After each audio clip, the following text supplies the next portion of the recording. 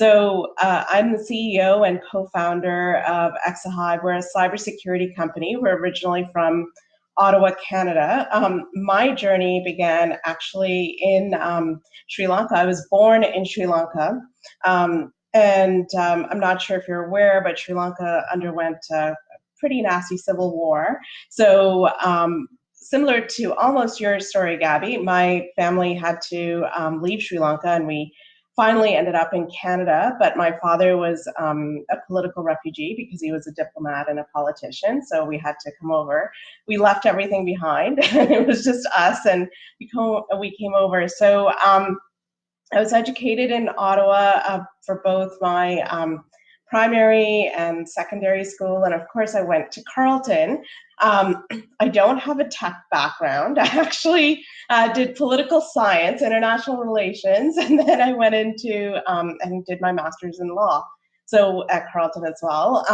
So interesting, I was working in private sector in a Rogers Communications, which it's a communications company. So, and then similarly afterwards, I was in Washington D.C. for a bit. I did a couple of internships in the U.S. Senate, and then after I did my grad school, I was going to go into working with the UN High Commissioner for Refugees because of my own personal experience. And then my mother fell ill, so I had to come back to Canada, and at that point, I started working in the Canadian federal government, and I ended up moving up through different departments, held high security clearance with senior advisors to several ministers. And during this time, of course, I met my husband, who also happens to be my co-founder and CTO. So I think things happen for a reason.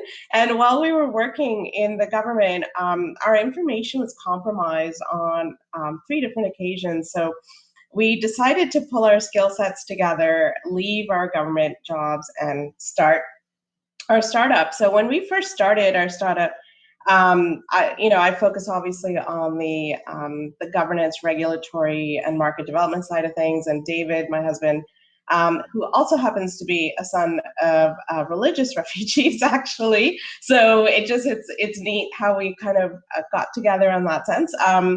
He focuses on the technology aspect. So I think what was really interesting is, especially coming from a non-tech background, and to be in pure and cyber is predominantly dominated by men.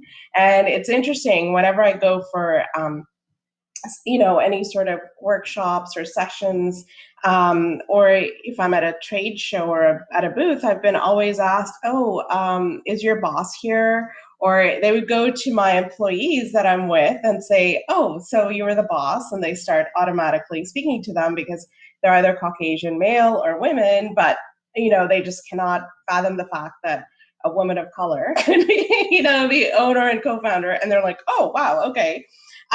Which is fine.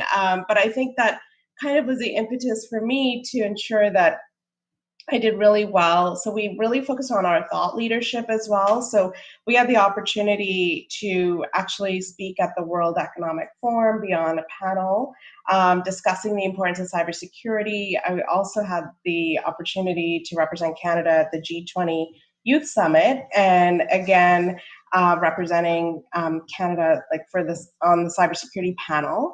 And I think the most exciting one was, being able to go on a trade mission with Prime Minister Trudeau, and we were this small startup that was selected, and then BlackBerry was the other company. So, and it was funny. I remember this conversation several years ago. We were in Italy, and the head of BlackBerry Italy at that point said, one day we're going to be working together. And then I thought, I'm a startup. What is this guy? Again, this is when you think, I'm not good enough. What is he talking about?